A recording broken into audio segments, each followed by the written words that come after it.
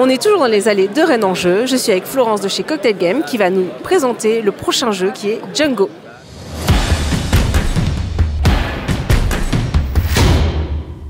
Eh bien, bonjour à tous. Donc, dans Django, le principe du jeu, ça va être d'être la première personne à se débarrasser de toutes ses cartes.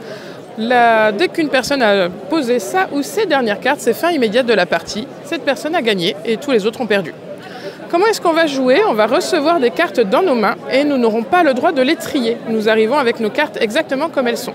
Le principe du jeu, ça va être de jouer des combinaisons de cartes. Comment est-ce qu'on va jouer des combinaisons de cartes? Simplement, les combinaisons sont uniquement des cartes identiques et qui se touchent dans notre jeu. Donc si j'ai un jeu comme celui-ci, je n'ai que des combinaisons de une carte, sauf une combinaison de deux cartes, une combinaison de paire de deux.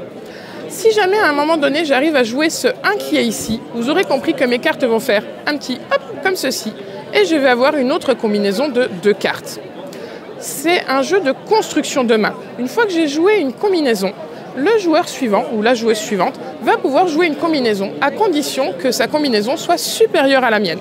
Pour jouer une combinaison supérieure, il y a deux possibilités. Soit on va jouer le même nombre de cartes et dans ces cas-là, on va augmenter la valeur numérique. Donc là, n'importe quelle carte simple de valeur 2, 3, 4, 5, 6, 7 ou 8, il n'y a rien au-dessus du 8, ou alors n'importe quel double, triple, quadruple, puisque du coup, le but, ça va être d'augmenter le nombre de cartes jouées à condition que ces cartes soient identiques et adjacentes dans notre jeu. Par exemple, donc si jamais tu joues cette carte-là, tu vas pouvoir battre le 1. À partir de là, la combinaison battue, il y a deux possibilités. Soit la carte t'intéresse et tu la prends et tu la réintègres dans ton jeu. Soit ça ne t'intéresse pas et dans ces cas-là, tu la défausses. La réintégrer dans le jeu, ça permet d'augmenter ces combinaisons. Vous aurez donc compris que ce n'est pas un jeu de défausse de main, mais c'est un jeu de construction de main. Puisque le but, c'est d'arriver à avoir des combinaisons suffisamment puissantes pour pouvoir à un moment donné poser sa combinaison et se débarrasser de toutes ses cartes.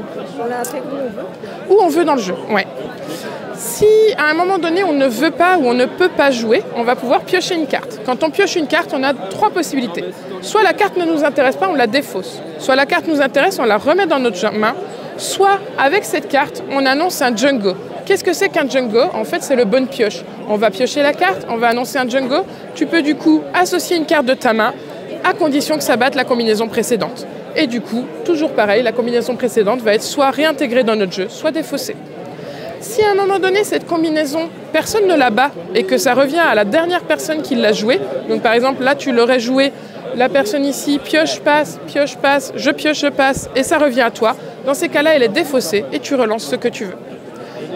On va jouer comme ça en tour de joueurs et de joueuses jusqu'à ce qu'à un moment donné, quelqu'un pose sa dernière combinaison. Et là, c'est fin sèche de la partie. Une personne qui gagne et toutes les autres qui sont perdantes. Merci beaucoup. Mais je t'en prie.